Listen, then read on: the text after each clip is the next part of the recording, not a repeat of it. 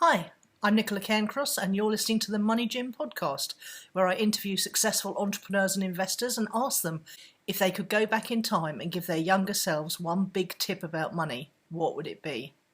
I really hope you enjoy the show. Pete Jenkins is one of the top gamification consultants in the world. Based in Brighton in the UK, he first launched his business in August 2000 with the intention of providing enterprise-level software to small businesses cost-effectively. After doing that successfully for many years, he decided he wanted to help people enjoy their day-to-day work more, and his company culture is all about enjoying the work that you do. They do that by teaching people how to utilise a process known as gamification. They show you how to use game design concepts and techniques such as points, badges and leaderboards to motivate and engage your staff to achieve best results. Whether you're an Angry Bird addict or you enjoy a good game of snakes and ladders, gamification can make your work even more rewarding. Now Managing Director of Gamification Plus, Pete Jenkins has achieved the highest level of qualification in gamification, completing the Coursera course on gamification run by the Wharton School at the University of Pennsylvania, graduating with a cool 95.1%.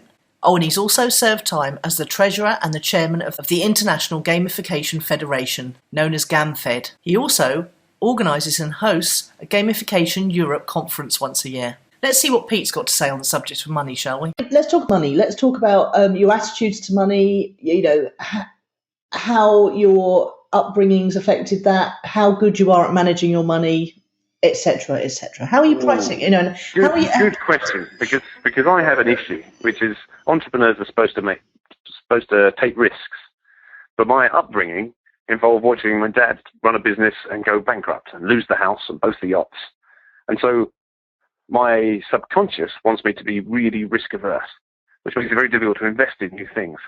So the first few years of running a business, I had to just actually work at overcoming that, because if you're too risk averse, you're never going to adapt fast enough and take enough chances in running the business.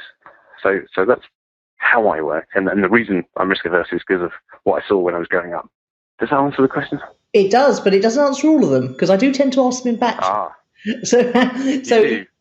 You've had to overcome your aversion to risk, and how's that? How I suppose with CRM and things, there's probably some sort of formula for what you charge for things, but now you're going into gamification and consultancy. How are you pricing yourself there?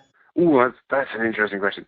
So with the CRM systems, it's quite a nice model, because you charge up front for customizing and training and setting up a CRM system, and then you've got recurring income for looking after it and hosting it, particularly with cloud hosting. So we're hosting, supporting, and so on, and getting a monthly recurring income. That's great. But with gamification and switching to a consultancy model, I had no idea actually how to price it and how to charge. So to be honest, I did what I always did in these situations. Which is one of the things I recommend, I went and got advice. So I've got a business advisor who specializes really in helping consultants, and she's a consultant herself. So she's a good example of how it can work, and she works with a lot of other people. And she's really helped me price. I would have priced far too low right from the start, which is difficult to overcome. In fact, I got told by a client just the other day that I hadn't charged them enough, which I thought was great. Although I wish they'd said earlier. So how are you going? So are you thinking constantly about this whole recurring income thing? Is it something that's on your mind about how you could? In fact, I've got a few ideas for you when I think about it. But is it something you're interested in developing? Well, I've spent the best part of 13 years aiming for a recurring income, and as I saw with my broadband and telecoms company, it gives you something of value to sell. So it's not just the income while you're doing it; you're building a business, something that can run without you. And I still like that idea. So to be honest, my long run aims with the gamification consultancy is that it won't just be built around me. It's got to be built around various niche expertises within gamification and other people. But finding ways to bring the recurring income in, well, that's quite interesting and tricky, which is why, of course, we've kept the gamified CRM part of the business. Yeah. So that's the bread and butter that pays the bills every month. And then the fun stuff is consulting. And teaching is great fun and keeps me, because you're teaching, you have to stay up to date and stay abreast, which actually helps the rest of the business. It doesn't pay very well, I've noticed. No, I can't imagine it does. Not compared to selling software and doing consultancy work. No. No. But it is good fun, and it keeps me at the top of my game. So. And I think there's definitely a prestige element to it as well, which again adds to the expert authority status, doesn't it? I think it does, definitely. Although I'm not sure how many more titles I can handle. So tell us about your personal money, Pete. I'm always intrigued because sometimes I come across business people who are really good with their personal money, and then I come across business people who don't take any notice of their personal money and just expect it to look after itself. Do you carry over your systems from your business into your personal finances? Not really. No. I think for me, personal finances. Actually, I was on the same heading as my dad many years before when he went bankrupt. He was a kind of spend it before you've got it kind of person. And in my 20s, I was exactly the same. I was borrowing on credit, spending on anything, and I had a big crash, which was when I couldn't get any more credit. Yeah. I was shocked. But, you reach a point where you've just got debts up to the eyeballs, and you go, ah! And to be honest, I was in the midst of paying or starting to pay that off when we founded the business. So we to be honest, we struggled when we started running the business because my dad and I both had quite a lot of debt. Yeah. So we couldn't actually just put much into the business.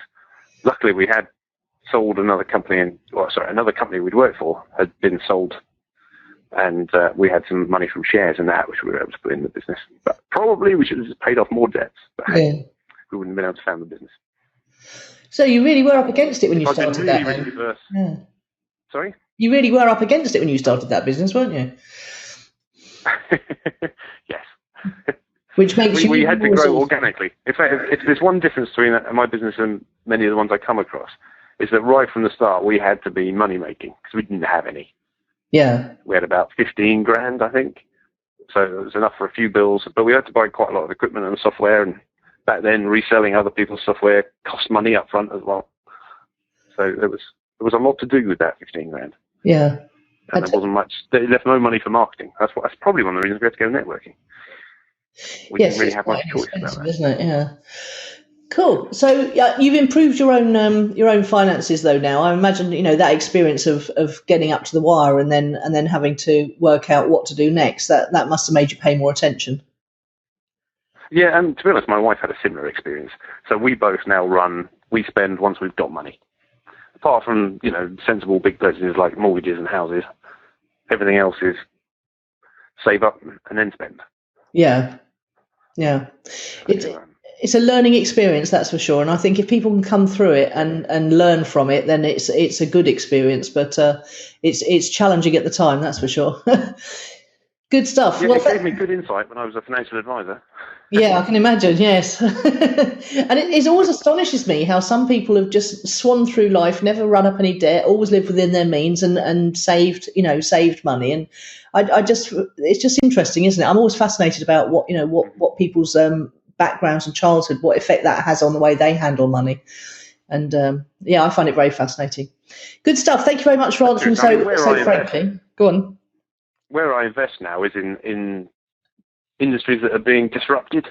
So I don't put money in a standard ISA account or savings account. I invest money online through peer lending and peer loan type companies like Zopa is my favourite one. Which one? Sorry.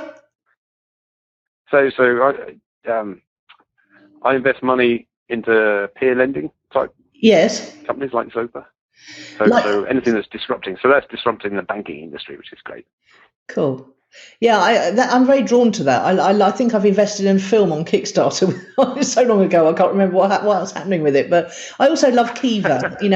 I love the Kiva organisation because it's helping entrepreneurs around the world who wouldn't get any help otherwise. And the majority of them, the loans get paid back, and then you get a really great feeling by being able to lend it again. And every time I feel a little bit worried about money, I go and bung another $100 in my Kiva account because I know that it's going to help 5 other entrepreneurs, and it just makes me feel really abundant and like I'm making a difference. I know exactly what you mean, and I use Kiva as well. Yeah, it's awesome. It appeals to the entrepreneur in me to help other entrepreneurs. You've been listening to Nicola Cairncross on the Money Gym podcast. If you'd like to find out more about the Money Gym and how we can help you become more financially intelligent, just come on over to themoneygym.com. We'll see you over there.